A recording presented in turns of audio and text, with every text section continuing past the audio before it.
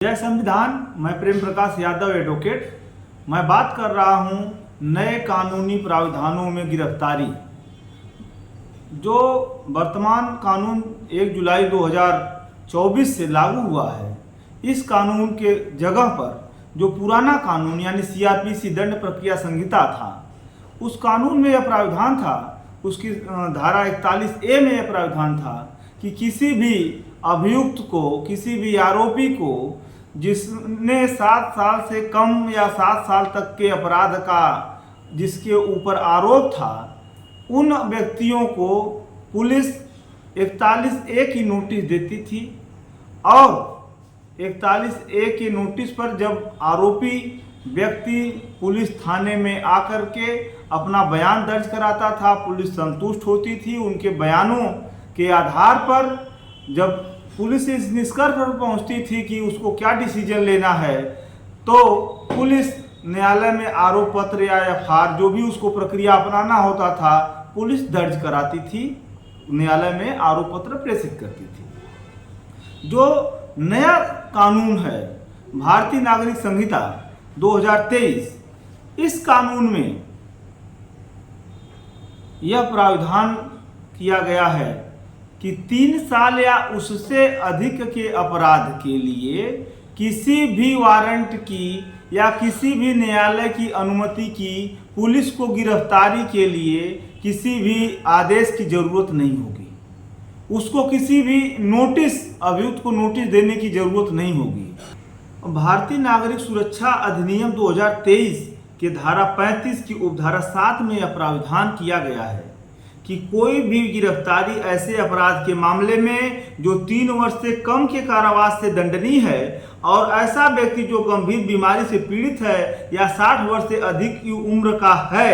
ऐसे अधिकारी की जो पुलिस उपनिरीक्षक से नीचे के पंक्ति का न हो कि पूर्व अनुमति के बिना नहीं की जाएगी। यानी कि 3 वर्ष से कम सजा के प्रावधानों के मामले में भी जब व्यक्ति गंभीर बीमारी से पीड़ित नहीं है या वो 60 साल से कम उम्र का है, तो उसकी गिरफ्तारी की जा सकती है और उसकी गिरफ्तारी बिना पुलिस के वारंट के और बिना जो है न्यायालय की अनुमति के की जा सकती है। तो इसका परिणाम क्या होगा? इसका परिणाम यह होगा कि इसके माध्यम से पुलिस का भ्रष्टाचार बढ़ेगा, पुलिस का उत्पीड़न आम लोगों के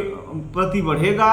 और सरकार जिस प्रकार से CBI और ED के माध्यम से अपने विपक्षी पार्टियों के नेताओं के खिलाफ साजिश करके उनको जेल के सलाखों के पीछे रख करके अपने राजनीतिक मंसूबों को पूरा करती थी, ठीक उसी प्रकार से राज्य सरकारें इस कानून के माध्यम से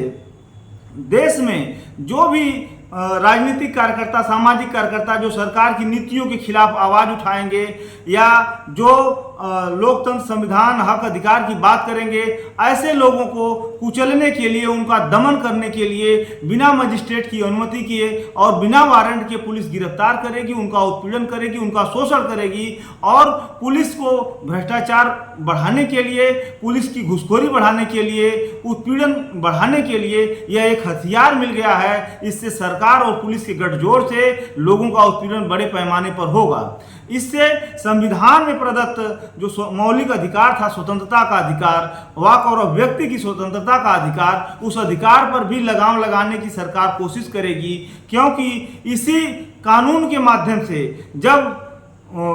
कोई भी व्यक्ति अपने अभिव्यक्ति की आज़ादी की स्वतंत्रता के लिए, अपने हक अधिकार सम्मान के लिए जब वो आंदोलन करता था, जब वो प्रोटेस्ट करता था, तो सरकार उसको नोटिस देती थी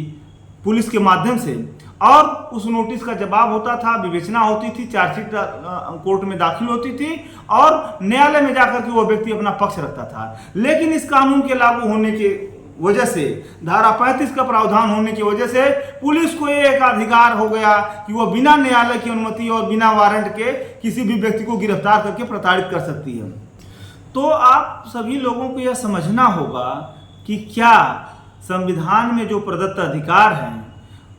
कि कोई भी व्यक्ति अपनी वाक और अभिव्यक्ति की स्वतंत्रता के लिए स्वतंत्र है, उसको अपना बात कहने का हक है, अपने देश और अपने संसाधनों के लिए, अपने हक के लिए वह मांग कर सकता है, तो क्या इस कानून के माध्यम से सरकारें ऐसे लोगों का दमन करेंगी? दूसरी बात कि क्या इस कानून के माध्यम से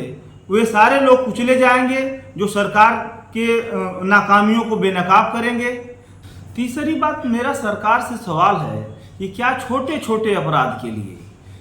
मारपीट, गाली गलौज, जान से मारने की धमकी, छेड़खानी और तमाम ऐसे अपराध हैं जिनमें 3 साल, 4 साल, 5 साल तक की सजा का प्रावधान है, ऐसे आरोप लगाना, मौखिक आरोप लगा देना या लिखित में थाने पर दे देना, शिकायत दर्ज करा देना और पुलिस का मिसयूज करके FIR दर्ज करा लेना बहुत ही आसान है। ऐसे में किसी भी व्यक्ति को यह जाने बगैर कि वह दोषी है कि नहीं है, यह जांच किए बगैर पुलिस को असीमित पावर देना क्या न्याय संगत है? क्या उसके संवैधानिक और मौलिक अधिकारों का हनन नहीं होगा? तो इस पे सरकार को भी विचार करना चाहिए, विपक्षी पार्टियों को भी विचार करना चाहिए, लोकतंत्र अमन पसंद लोगों को भी विचार करना चाहिए कि क्या इस प्रावधान को, जो पुरानी धारा में एक CRPC की धारा 41A में था कि 7 साल से कम से सजा के प्रावधानों में किसी भी व्यक्ति की गिरफ्तारी नहीं की जाएगी, बिना उसको 41A की नोटिस दी जाएगी, तो क्या इस कानून को अगर सरकार लागू करने की मंशा